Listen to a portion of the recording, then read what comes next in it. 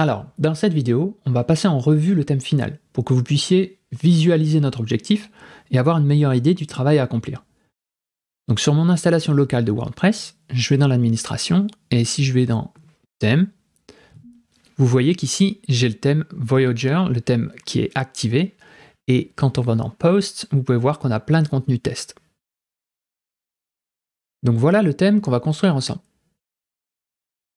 On a un header avec une barre de navigation secondaire et une barre de navigation principale avec le logo et le petit formulaire de recherche sur la droite. On a une grande image avec le titre et une zone de contenu qui affiche la liste des articles sous forme de grille. Et la grille, évidemment, est responsive.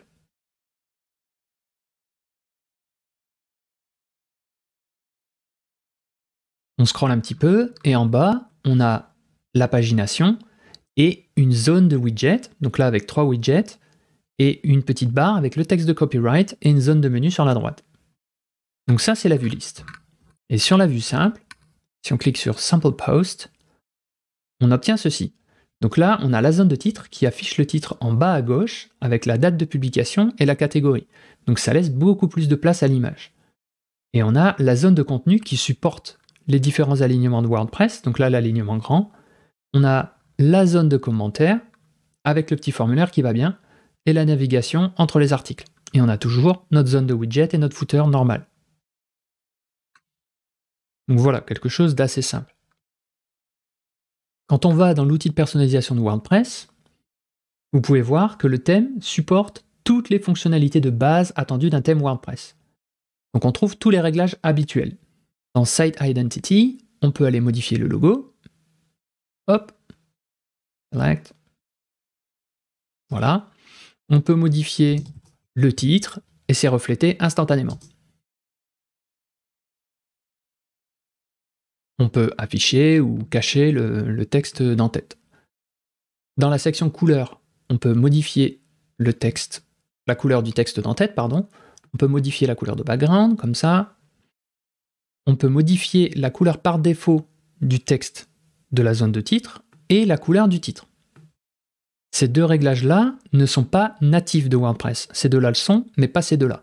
Donc du coup, on verra pendant la formation comment ajouter des réglages dans l'outil de personnalisation. Quand on va dans Header Image, vous pouvez changer l'image d'en-tête, sauf que là, vous ne le verrez pas, simplement parce que cette image-là, c'est l'image de l'article Hello World. Donc on va retourner sur la page de blog, et si on change l'image d'en-tête, hop, vous voyez, l'image d'en-tête change, il n'y a pas de problème. Ensuite, on revient ici, on peut changer l'image de background, évidemment, donc on peut mettre n'importe quoi.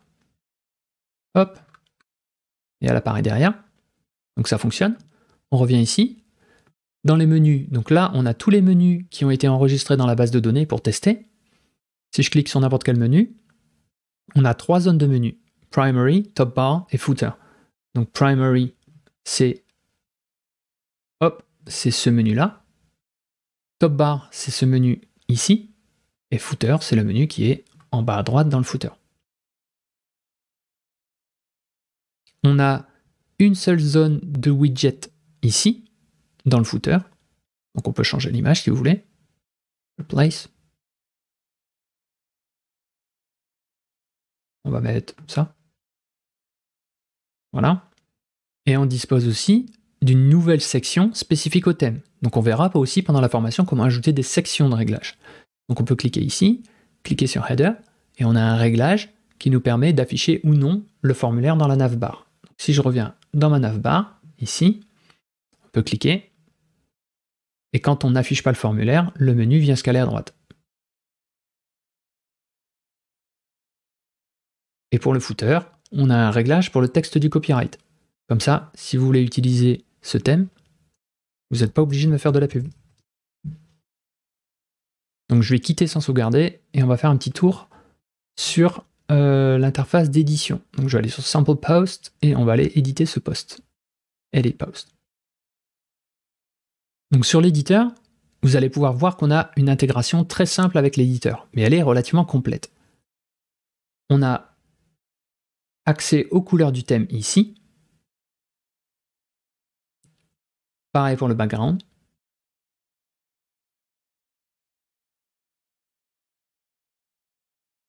Le thème enregistre aussi ses tailles de police de caractère.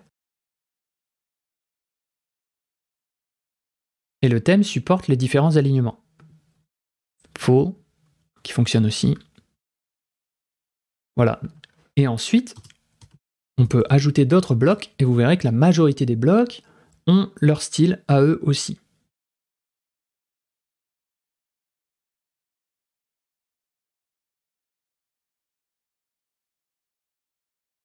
ViewPost. Et les styles sont identiques, que ce soit sur l'éditeur ou sur le devant du site.